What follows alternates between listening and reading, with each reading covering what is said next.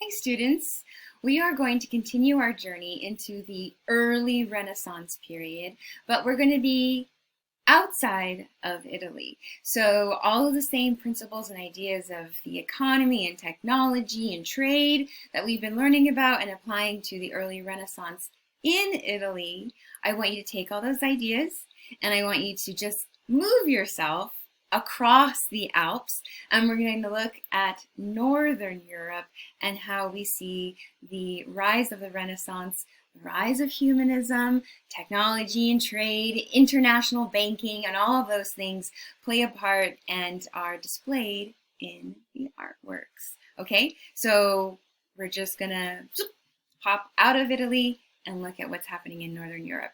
Now, keep in mind that this is a very brief introduction to art history, and therefore a very, very brief introduction to Renaissance art in Europe. And if you were to advance in your art history studies, the distinctions between each of the regions within Northern Europe would be made, and you would have more academic analysis of, say, early Renaissance in France, early Renaissance in Spain, early Renaissance in the Holy Roman Empire, early Renaissance in Northern Europe, early Renaissance in England. You get the idea. Okay, so for our purposes, we're going to be looking at how the art of Northern Europe is going to continue the same principles of the Renaissance, including that rebirth of Greek and Roman art, literature, and learning. We're going to see the use of Greek and Latin language. And then remember our concept of humanism, the defining of what it is to be human, and how it is the individual's responsibility to then bring forth and expand for the larger civic, or their civic duty, I should say. So, with that in mind, let us now turn our attention to our first work of art in early Northern Renaissance.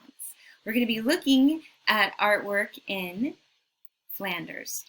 So remember this map, our good old map?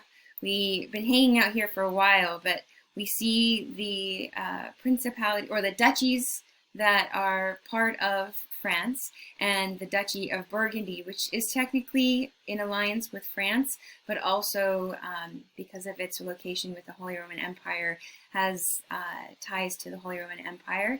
And we're going to be looking at the art coming out of Flanders, that northern region.